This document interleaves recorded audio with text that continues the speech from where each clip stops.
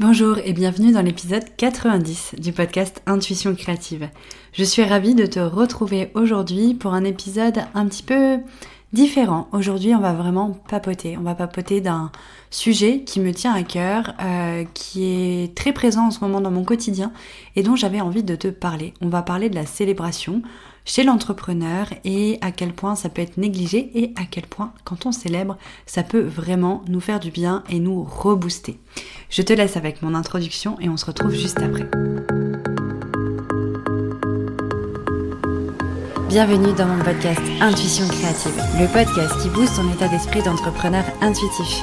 À travers mon expérience personnelle et mes expertises en communication visuelle, je vais te transmettre mes conseils pour être ambitieux et intuitif, mettre en valeur tes expertises et accroître ta créativité en trouvant de l'inspiration. Tu auras donc toutes les clés en main pour diriger ton entreprise dans la bonne direction. Je suis Anne-Laure, une entrepreneure ambitieuse, créative et intuitive. L'intuition, l'écoute de soi et la créativité font partie de mon quotidien. J'ai donc créé en 2016 Studio Eucalyptus, mon studio de graphisme dans lequel j'accompagne les entrepreneurs dans leur communication en créant leur identité de marque, leur site web et leur direction artistique. On se retrouve ici chaque lundi à 7h pour un nouvel épisode, en tête-à-tête ou avec un invité. D'ailleurs, n'hésite pas à t'abonner dès maintenant à Intuition Créative pour être sûr de ne rien louper. Allez, c'est parti, bienvenue du coup dans cet épisode où on va parler de célébration, on va parler d'entrepreneuriat du coup de manière un peu plus large. Juste avant de commencer ce sujet, j'ai envie de remettre un petit peu les choses dans le contexte parce que tu n'as pas forcément écouté tous les épisodes, tu n'es pas forcément sur mon compte Instagram pour voir un petit peu ce qui se passe en ce moment. Pour t'expliquer, comme je dis dans l'introduction, je suis graphiste, directrice artistique pour les entrepreneurs du bien-être, et ça c'est mon activité principale. C'est pour ça que ici sur le podcast, tu peux retrouver plein d'épisodes qui conseillent en communication, en identité visuelle, site web, etc. Mais je ne suis pas juste directrice artistique graphiste. Je suis à côté de ça aussi entrepreneur et on va dire que finalement c'est 80% de mon quotidien. Graphiste, oui, c'est mon activité principale, mais le fait d'entreprendre, le fait d'être chef de mon travail, d'avoir à mener des projets, à avoir des perspectives d'évolution, etc. Ça, c'est vraiment le cœur de mon activité et c'est ce que j'aime par-dessus tout. Tout autant que j'aime mon métier de graphiste illustratrice. Je suis passionnée, je suis multipotentielle. Si tu n'as pas écouté l'épisode concernant la multipotentialité, le fait de vouloir faire plusieurs choses et d'être ok avec ça, je t'invite vraiment à aller l'écouter. Je l'ai publié il n'y a pas si longtemps que ça, donc tu vas le retrouver très facilement. Et du coup, voilà, moi mon métier d'entrepreneuse, je l'adore. J'aime les challenges, j'aime les défis, j'aime les nouveaux projets, j'aime réfléchir, créer des choses, etc. Et du coup, j'ai créé j'ai fait des changements en fait dans mon business pour pouvoir avoir une nouvelle activité en plus de mon métier de directrice artistique où du coup, dedans, je vais pouvoir exploiter d'autres choses qui m'animent et qui vont aussi animer toutes les facettes de moi qui me plaisent, qui est le côté leader, management, organisation, nouveaux projets, enfin toutes les choses qui me challengent au quotidien. Cette nouvelle activité, tu l'as peut-être déjà découverte, c'est Soukino. Soukino, c'est un espace dans lequel je crée des événements qui allient développement professionnel et bien-être. Et j'ai également une boutique en ligne qui regroupe les produits que je crée en tant qu'illustratrice, mais aussi des produits d'autres créateurs qui méritent clairement d'être mis en avant et que je fais rayonner du coup sur mon site Soukino. Voilà. Je fais cette petite introduction pour que tu puisses voir un petit peu mon énergie, tout ce qui se passe en ce moment et le fait que tu peux vite cerner que je suis un peu touche à tout et j'aime faire beaucoup de choses. Ça, c'est quelque chose qui me nourrit pleinement au quotidien. Le fait de pouvoir me permettre de toucher à plein de choses que j'aime. Le bien-être, l'entrepreneuriat, l'illustration, l'humain, découvrir des nouvelles choses, etc. Et du coup, tu peux vite te rendre compte, mon quotidien est assez chargé parce que je suis passionnée de manière générale, donc je suis aussi passionnée dans ma vie perso par d'autres choses qui n'impactent pas mon business directement, mais par le sport, par la nature, par les déplacements, les voyages, les choses comme ça. Et du coup, voilà, j'ai quand même des quotidiens bien chargés et je trouve pleinement mon équilibre. Ces derniers temps, j'ai vraiment su gérer mon temps de travail, etc. pour me sentir plus en forme, pour me respecter, pour éviter de me cramer, parce que ça a déjà été le cas. Et voilà, j'ai décidé d'entreprendre ces différentes casquettes, ces différents pôles d'activité, et du coup, le quotidien passe très vite. Pourquoi je te dis tout ça ? Parce que, comme tu peux le voir dans le titre de l'épisode et dans mon introduction, aujourd'hui on va parler de célébration. Et pourquoi célébrer ? Parce que en fait, si tu m'écoutes et que tu me suis, c'est certainement parce que tu te retrouves un petit peu aussi dans ma façon d'être, dans le fait de vouloir être un peu partout en même temps, parce que t'es passionné, parce que t'as envie de faire plein de choses, etc. Et ce que j'ai vécu ces derniers temps, tu l'as peut-être vécu, ou peut-être qu'un jour tu l'as vécu, ou peut-être que tu fais moins de choses, peut-être que t'as qu'une activité, mais le côté de se célébrer et de penser à toi, c'est pas encore trop présent dans ton quotidien et t'as envie, tu vas peut-être te rendre compte à quel point c'est important. Du coup, en fait, moi j'adore les défis, c'est un risque clairement, parce que du coup, en fait, dès que j'entreprends quelque chose, que ce soit dans ma vie perso ou dans ma vie professionnelle, je suis contente sur l'instant. Et après, je passe vite à autre chose. Je passe vite au projet suivant. Et en fait, du coup, je me suis rendu compte grâce à ma coach les 6-7 premiers mois de l'année, Ophélie, et ma thérapeute Rebecca qui m'accompagne là depuis aussi quelques mois, que j'avais fait énormément de choses cette année, mais que je ne me rendais pas compte. Et en fait, je focalise un peu sur le fait qu'il y a des choses que je n'ai pas encore accomplies, qui étaient prévues, ou alors, je vais vite passer sur un nouveau projet, d'une grandeur un peu plus importante, passer un step plus élevé, etc. Et je prends pas le temps de vraiment prendre du recul sur ce que j'ai déjà entrepris. Et du coup, j'ai décidé récemment, grâce à tous ces petits messages de soutien que je reçois des personnes qui m'entourent et qui me coachent, que je ferai la liste de toutes les choses que j'ai entrepris cette année, que j'ai réussi ou qui m'ont fait avancer, parce que ça peut être aussi juste parfois des prises de conscience qui finalement sont tellement grosses par rapport à l'impact dans notre quotidien, sont quand même quelque chose à encaisser. Et j'ai décidé de faire la liste de tout ça pour pouvoir prendre le temps de célébrer et conscientiser toutes les choses que j'ai faites. Et du coup, en fait, ça a tout de suite switché mon état d'esprit, mon énergie, parce que plutôt que de me dire « Oh là là, on est déjà en novembre et j'ai pas fait ça, et puis je voulais faire plus de chiffre d'affaires, et puis je voulais faire ça, et puis... » Et ben en fait, j'étais du coup un peu blasée mon énergie était pas au rendez-vous. Enfin, je veux dire, j'étais pas triste, j'étais pas mal ou quoi que ce soit, mais voilà, c'était quand même pas très positif tout ça. Et du coup, une fois que j'ai commencé à faire cette liste, très rapidement dans ma tête, ça a switché. Je me suis dit, ah ouais, en fait, j'ai fait ça. Et du coup, comment je vais le matérialiser ? Et grâce aux conseils des personnes qui m'accompagnent, j'ai dit, ok, en fait, il faut que je célèbre avec des amis. Il faut que je matérialise vraiment toutes ces célébrations. Et c'est méga challengeant.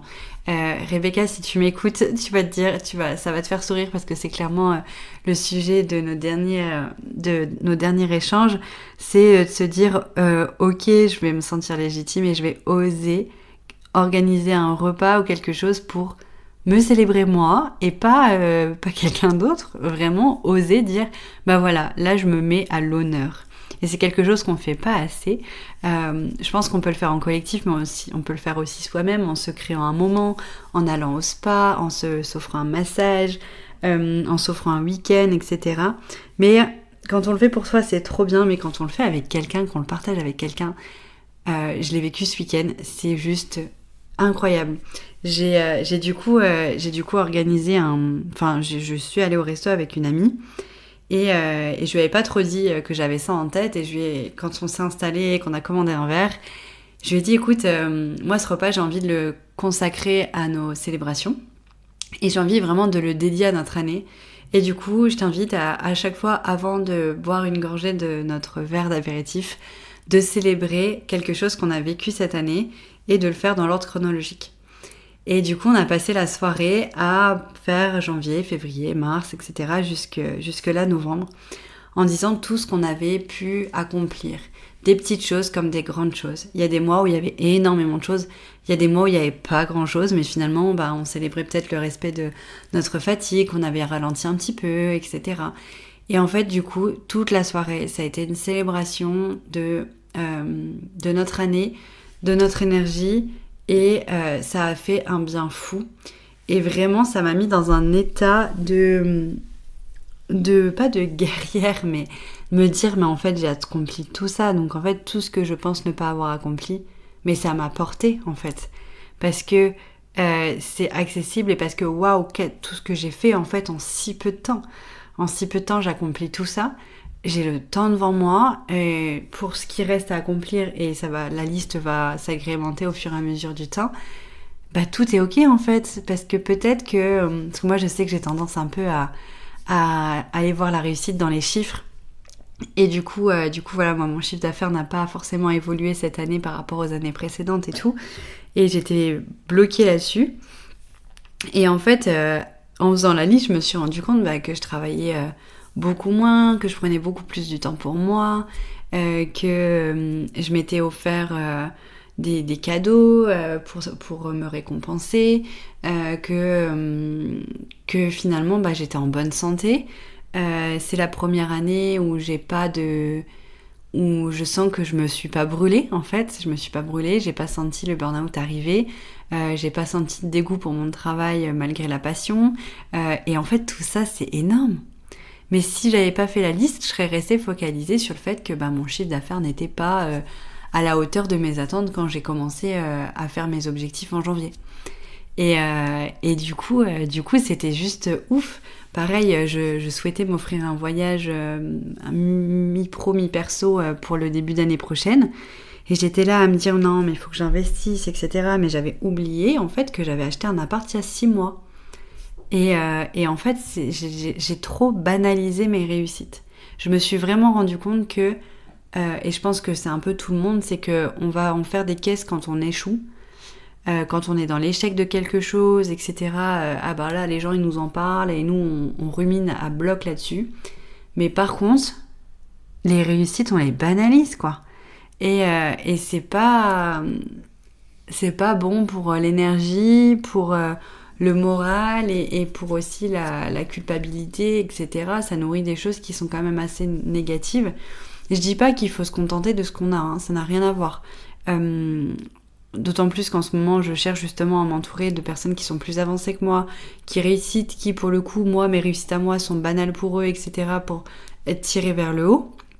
Mais donc je dis pas que voilà, il faut se contenter, c'est pas du tout le message, c'est pas se contenter de ce qu'on a fait et dire c'est pas grave, je m'en fous, j'ai réussi ça, j'ai pas besoin du reste, c'est pas ça l'idée du tout, c'est de se dire ok, j'ai quand même fait tout ça, donc s'il y a des petites choses que j'ai pas réussi, c'est pas grave parce que du coup j'ai déjà fait plein de choses et en fait je peux pas tout faire. Et là quand je parle, il y a mon petit post-it qui est là depuis des mois sur mon ordinateur qui est tu peux tout faire mais tu ne peux pas tout faire en même temps. Et c'est vraiment ça en fait, c'est de se dire en fait j'ai accompli tout ça, c'est déjà trop bien. Maintenant je vais créer l'espace pour accomplir les autres choses. Mais je suis pas dans l'énergie du manque, mais au contraire de l'abondance. Et ça switch vraiment, vraiment tout. Et du coup, dans cet épisode, qui va être très court, hein, tu vas le voir, on arrive d'ailleurs à la fin, c'était pas... mon but, c'est pas de te donner des conseils, te dire, alors pour célébrer, tu peux faire ça, ça, ça, fais-le tous les 2 mois, fais-le... Là, c'est juste te partager cette expérience parce que j'en ai discuté aussi avec des proches dans ma vie perso et on s'est dit que oui, c'est vrai que c'est un truc qu'on fait pas du tout, qu'on soit entrepreneur ou non, et à quel point ça peut faire du bien en fait. Et c'est juste ça que j'ai envie de te partager aujourd'hui. C'est prends le temps de faire la liste des choses que tu as accomplies et trouve quelque chose, un moment pour partager cette réussite avec tes proches. pas juste avec toi-même. Essaye de le faire avec tes proches.